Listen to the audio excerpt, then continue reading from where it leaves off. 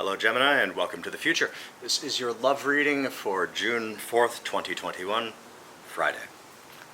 Theme of today's reading remains performative, but who wants the performance of love? Not I, not I. And I can always tell when the performance is coming out because my words get a little bit wooden instead of emotionally laden in their recognition.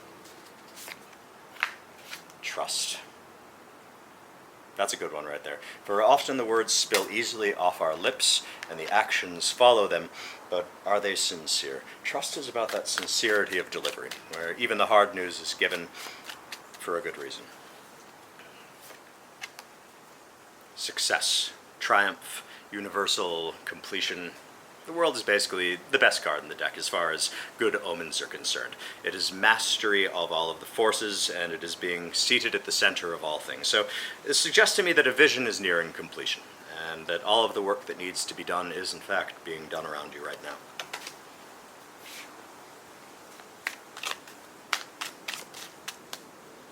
Easy for me to say. Queen of Swords keeps coming up. Remind yourself of your boundaries. Don't allow people to walk all over you in order to attain that which you want. You may be smitten with love, but don't just bow down to the requests of the other because you're going to lose their respect. You're going to lose respect for yourself. And more importantly, you're not going to be yourself anymore. You're just going to be the performative guise of trying to win their approval. Don't fall victim to that. The other side of the coin is allow love in. The sword is ready to chop off that which we do not favor, but the hand welcomes it in. Open yourself to love, should you be reticent to receive it. This relates to the trust factor, speaking from my own experience. Oftentimes I don't let it in because I look at people and I say, why should I trust you? You want something from me. I'm a very important person, you know. And you have to be willing to step aside from that and say, what's in your heart?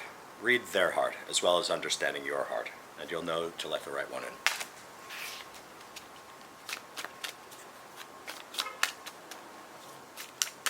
Got some advice earlier to be more positive. It's a bit of a tough one for me, though, because I like that balance, compassion and severity, High Priestess, a little bit of column A and a little bit of column B. Knight of Cups, perfect for love. This is someone who has a clear maturity of the heart, someone who understands their emotions and is empathic, but not yet achieving the mastery of the King of Cups.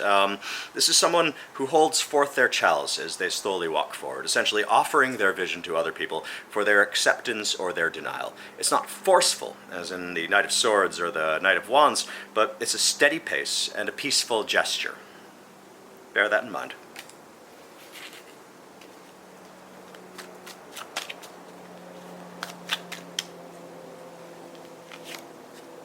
Knight of Pentacles, perfect. Again, with the steadiness, with the slow pace, and with, in this case, the fecundity of the fields behind you. You see, he's still before fields that have already been sown, waiting for them to spring forth. I imagine, in the context of the world, that much of the work has already been done, and that the seeds for your love have been planted.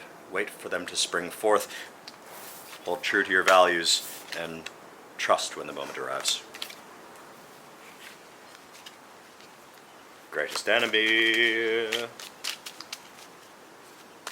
One might say greatest obstacle, but ally and enemy is a fun duality for me. It implies a person often, but I don't think so. Usually it's ourselves.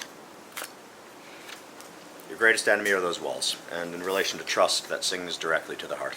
I don't know about you, but I've been hurt more than once, and my walls are darned high. It's hard to let the right one in. It's hard to let anyone in when you've been hurt and when your heart has been broken so many times that you don't know that it will be reparable if it happens again. Sometimes I think that the ice around my heart is the only thing that keeps it beating and keeps it from falling apart at any rate, even if it slows down the beat. It implies I need to soften the boundaries and soften the walls, and I know this certainly resonates with me. I hope it does with you.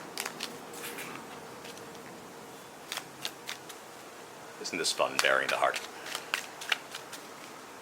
Greatest ally. I mean, one could just say dance, but, I'm going to say balance. Balance, balance, balance. Relating back to yesterday's theme of the hearth, that one has to find a balance between their own personal needs and the needs of other people. You're juggling two coins with love. Not only are you taking care of yourself, but you're taking care of someone that you care about without just turning them into a dumb object. You need to consider them as a full person, but also consider yourself as a full person as you dance along the unsteady waves of their emotions and yours, their needs and yours. You have to find a balance between them. Even if you can't meet their needs all of the time or your needs all of the time entirely, please them some, please you some. Don't put all of your metaphors in one metaphor.